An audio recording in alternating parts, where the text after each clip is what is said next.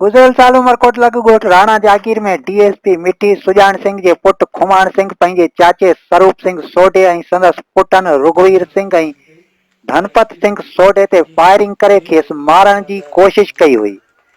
उन वक़्तु मज़कूरा वाक़े खिलाफ़ सख़्त एहतिजाज कंदे ministry of petroleum division J retired senior management officer Swaroop Singh सोढे media आॾो दाईंदे इहो इंकशाफ़ कयो हो त पुलिस इख़्तियारियूं इन मामले जी आला सतही जांच कराइनि त सुजान सिंह जे घर में किलाशंकोफ ऐं ॿिया नाजाइज़ हथियार कीअं ऐं किथां आया जेके मूं ते मुंहिंजे पुटनि ते गाॾियुनि ते ऐं घर ते इस्तेमालु थिया ऐं अञा बि हिन जो पुटु असांखे जान खां मारण जूं धमकियूं ॾेई रहियो आहे।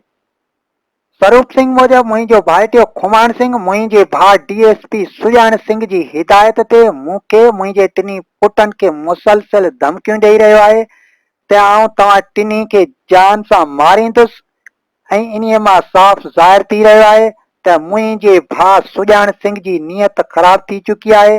असांखे माराए पोइ एफआईआर बि पंहिंजे पुटु खुमाण सिंह खिलाफ़ पाण फरियादी थी दाख़िल कराईंदो ऐं कुझु वक़्त खां पोइ कंप्रोमाइज़ करे पंहिंजे पुट खिलाफ़ केस ख़तमु कराईंदो ऐं मुंहिंजी सॼी मिल्कियत ते कब्ज़ो कंदो।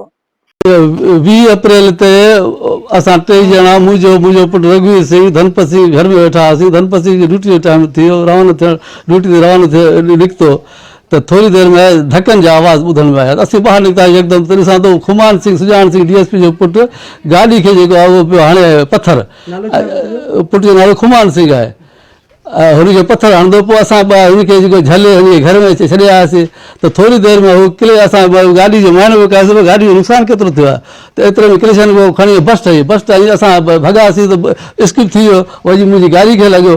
पोइ बस हणंदो रहियो, 5-6 बस हुन जेको आहे हया। पोइ जॾहिं बस ख़तमु थी आहे पोइ उहो खणी आयो, डबल बैरल बंदूक खणी आयो।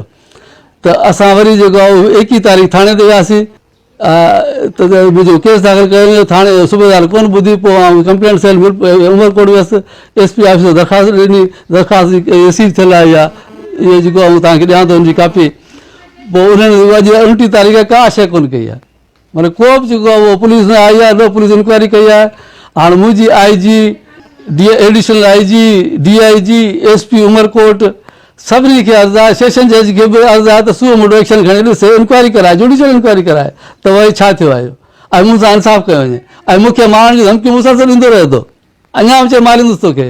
ऐं मुंहिंजे घर ते टंकी जेको साम्हूं उन ते फायर आहिनि, बस स्टैंड लॻियल, उहो तव्हांखे ॾेखारींदो इहो। गाॾी खां अलावा मुंहिंजे घर ते फायर कई आहिनि, छो त असां भॼी वियासीं, हिकिड़ो मुंहिंजो पुटु अंदरि हो त उनखे मारण लाइ हिन पूरी कोशिशि कई आहे।